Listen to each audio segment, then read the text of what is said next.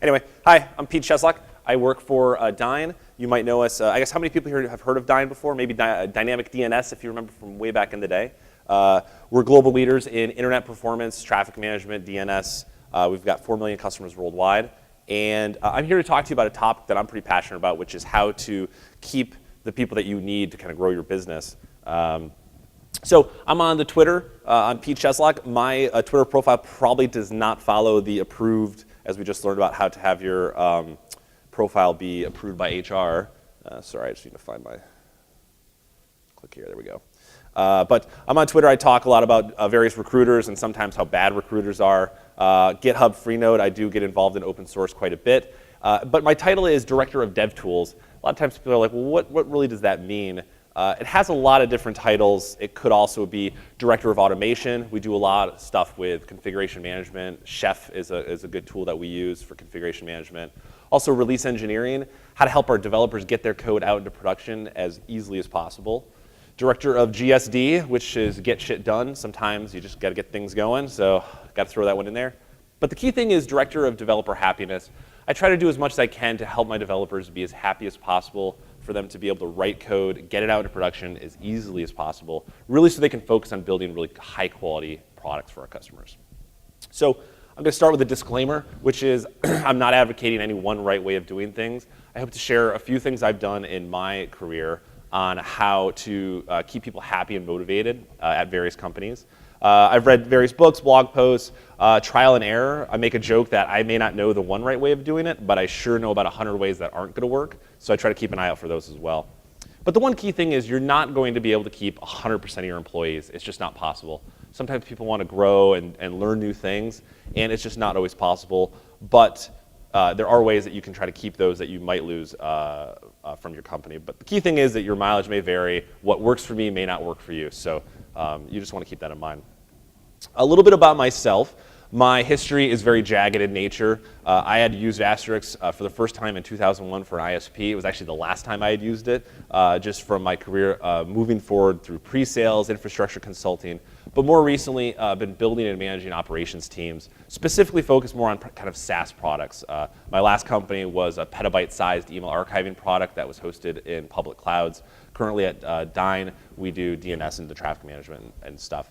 I also do mainly have worked and recruited for unknown companies. So up until Dyn, which has a little bit better name recognition, I've most often worked for companies that didn't have that recognition out there. So it's a lot harder to get people interested in your company if no one's ever heard of you before.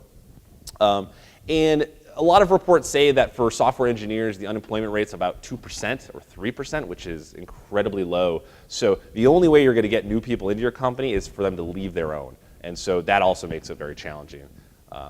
Recruiting is much like the story of Sisyphus, where you're pushing that ball up the hill and then it's going to come back down again. You got to push it up again over and over. It's difficult, it's painful, and you're going to be doing it for eternity. So I like to do whatever I can to keep people really happy and motivated, because selfishly, I don't want to have to go out and have to do more recruiting because it's really, really painful. So oftentimes I like to hire junior people in from college or through an internship.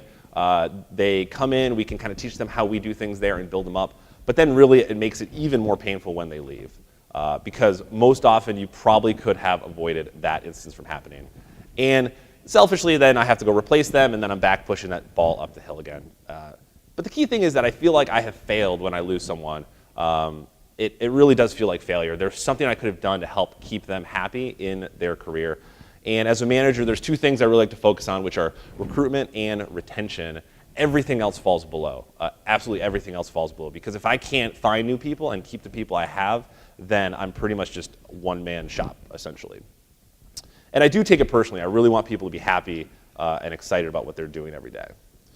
So the first question I have is, who is hiring right now?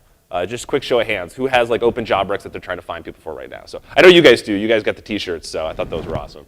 So you're definitely hiring. But I like to expand the question a little bit more, which is, who is actively recruiting, interviewing, looking at resumes, and going through all that crazy stuff?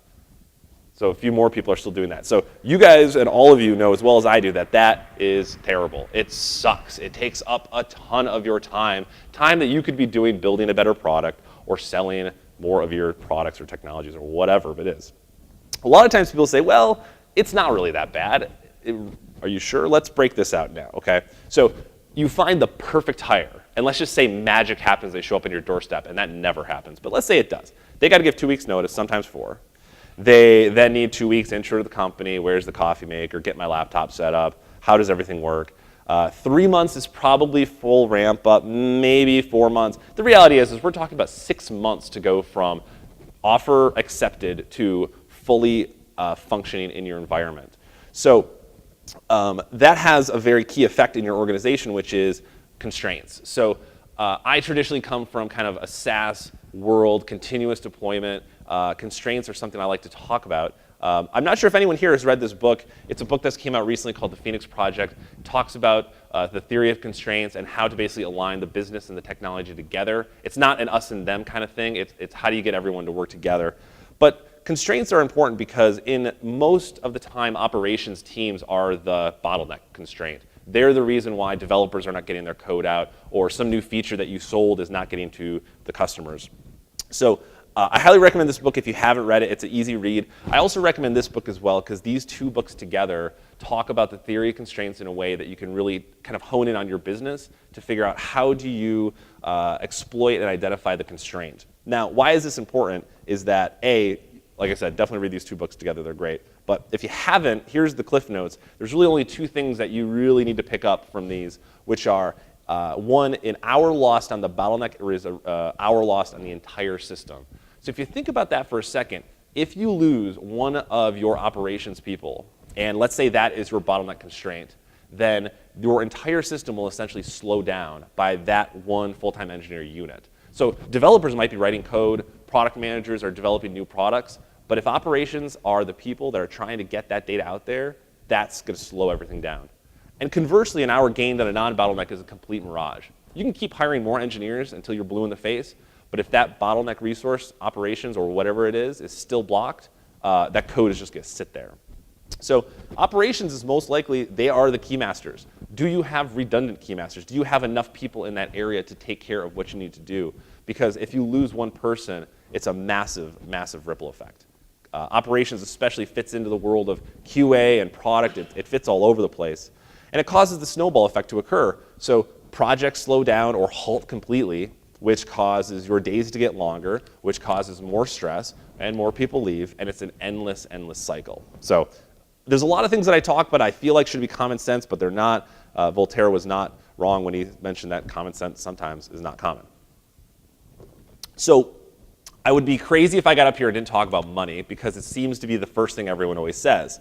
They say, well, if they just paid more, then I'd be okay. The problem with that is it's a short-term fix at best, because it's likely a few months later, if you haven't solved the core root of the problem, then it's going to still be an issue. The other one is, when hiring new people, they say, well, you know, everyone takes a pay cut to come in here. And I know why companies want to do that. They want their employees to be loyal. But the problem is if you say, oh, you're going to take a pay cut to come here, we want you to be, you know, loyal to the organization, some other company comes along, because remember, unemployment for software engineers is hovering around 2%. They offer market or above market, and now the economics are so wide that that person's probably going to leave from there. So I always like to say, is paid enough to take money completely off the table. It's got to be off to the side so that people can focus on really what matters. So again, monetary adjustments are short-term fixes. Now, there's one piece that I learned from a former VP of engineering of mine called the STPR. This is known as the shit-to-pay ratio. It's a very important ratio because it's the amount of pay that you would have to get to put up with kind of the day-to-day shit. And it's an important ratio because people keep throwing money at the problem and think that's going to solve it. But if you can't solve the core piece of something that might not be good about that job, it's going to be an endless cycle. There's another aspect people try to do, which is like it's the carrot and the stick model, right? And the problem is this model does not work. And there's a lot of studies that have shown that even for a very rudimentary cognitive skill, a larger reward leads to poorer performance. And there's many studies out there that show that. So what you're now sitting there like, well, if I can't pay him more, like what am I supposed to do here? Because that's the easy way to solve it. So Dan Pink is the author of a book called Drive. He also did a TED Talk in 2009. I'd highly recommend reading it. But there's three things that drive us: autonomy, mastery, and purpose. And autonomy is the urge to direct our own lives in some meaningful way. And I like to use the analogy of I tell my daughter what to do, not my engineers. We work together as a team to plan the projects that we want to do, and we try to align the work with the owner because people are going to be more likely to want to do that work and drive their careers forward. So a lot of times they say, well, I need work done, I need to get this done now. So it's not that difficult if you can align the specific tasks with specific people in your organization. The most important part, though, is to back off and let them do it. But that doesn't mean back off in 2 months to complain why that work didn't get done. It's really checking in day by day. The daily stand-ups are great to check the status of the project. If things are having an issue, you can act upon them very quickly. But offer support and really filter distractions, because as a manager, one of my roles that I look at is the shit filter to separate from executives who are saying, why isn't stuff getting done, product and this, and support. It comes from everywhere. So I like to limit context switching with my team because that is a massively demotivating action that occurs.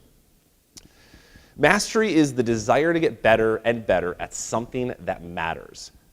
We talk about continuous deployment, continuous integration, continuous everything nowadays. What about continuous learning? I know there's a lot of people that come here and there's a lot of training sessions, which is great, and more people should be doing that. At Dyn, we have a policy where every engineer can go to 2 professional development events a year.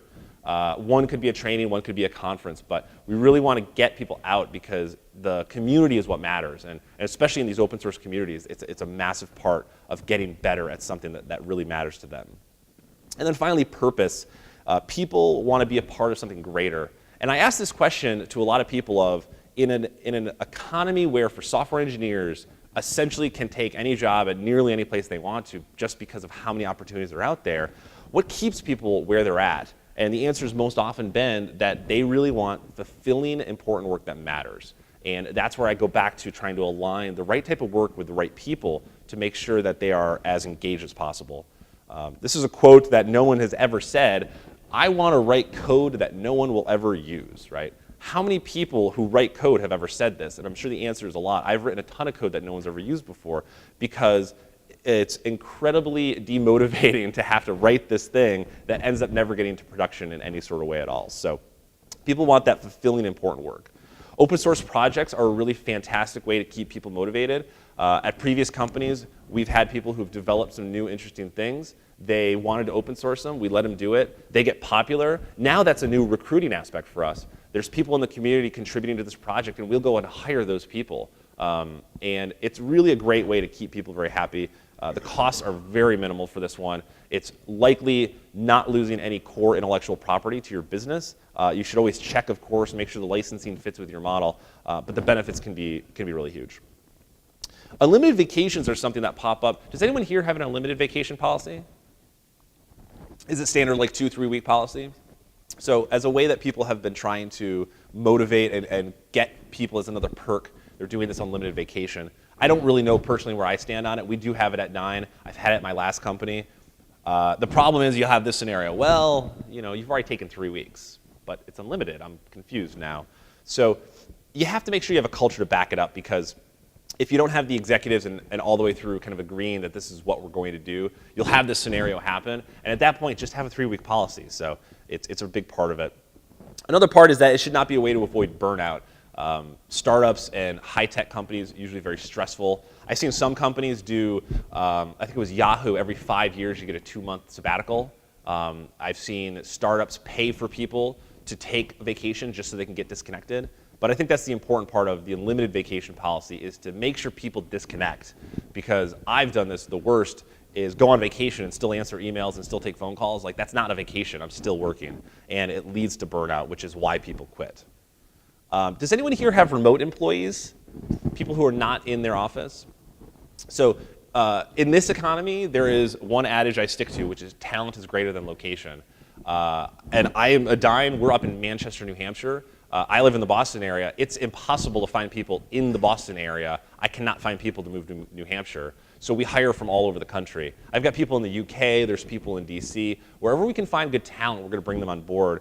And the thing that most managers or executives say, well, how do you make sure they're still producing output? It's really up to the manager to be responsible for the output of their team. So if you've got good management that is staying on top of their employees by doing the daily stand-ups and things of that nature, it should not be a problem. And that's where the movement is going towards there. So if you're not already embracing remote or distributed employees, you should really look into it because other companies are, and they will beat you. They're going to win. So. Conferences, I don't need to talk much about this. You're all here. You all understand the value of conferences. And I already mentioned before about Dine having a couple a year. I think it's an important way for people to build their own personal communities. Unscheduled time is a phenomenal way for people to have a way to work on things that matter to them. I've seen this done in two ways. My last company, we did a 24-hour code fest. People got to hack on a project they wanted to in 24 hours. Then they showed it off to executives, board members, salespeople, the whole company. And it was great. I would say about 40% of the task or the technology that came out of those things ended up going into the product. At Dine, every 2 days out of a month, we do an off-road map. You can work on whatever you want to work on. You show it off at the end. And a lot of really new and interesting things come out of those events. Culture is the most abused word that is going on right now. Everyone says, oh, come to my company. We've got a great culture. We've got free food and snacks and ping pong tables and beer. And Dine has all of these things, and it is really nice. But the problem is that's not culture. So we have to stop calling it culture. Those are perks. And they're great perks. I love that we have a beer keg at Dine, and on Friday at 4, you can have a beer, and no one's going to really care about it. The most important thing is that when I see people playing ping pong at like 2 o'clock in the afternoon, that's okay. That would be the culture, is accepting the fact that people work hard and need some time to kind of decompress. Maybe they're working on a hard problem. There's nothing better than stepping away and taking some time, and then you can come back and tackle it. I want to show a picture a friend of mine sent me from his company. It may be hard to read. It says, attention. This is actually a pool table. It's covered with a nice tarp on it. It says, attention, no pool during business hours. This is in the office. I don't even know why you would have a pool table in the office. This makes no sense to me. So this is doing it wrong. So if you're doing this, I'm sorry to say that you're probably not doing it in the right way. That the pool table should be a place where people can talk and have those relationships in the office. Because it comes down to trust is really what it comes down to. High levels, the best functioning organizations I've ever seen have high levels of trust all across the company, from the top all the way down. They embrace the idea of having remote employees. They trust their employees that even though there's a ping pong table and they might play it, or the foosball table, that work is still getting done. And that's a really important thing that people really are bringing more and more to show more mature teams. And it grows from there, but I usually like to break it down, so this whole presentation really comes down to 3 specific things. If there's one takeaway that you would get, other than don't put a cover on your pool table at work, is the employees really want challenging, meaningful work, things that really matter to them. Employee ownership is a big part of it, where they can own things they're working on, whether it's a project that they can own or really sink into. But also the high levels of trust is the most powerful thing that you can really bring to your organization. And sometimes it's hard to do. You have to let go in order to trust your employees. So if I could just sum this up into one sentence, which is something that seems to be obvious, but I still see companies not doing it, it's really one thing, which is treat your employees like adults. Because so often we find a lot of companies still treating their employees like children and doing lots of micromanagement. These are talented people that you've entrusted to join your business.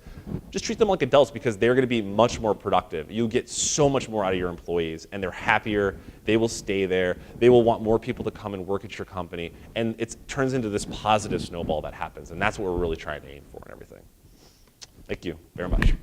Pete, incredible.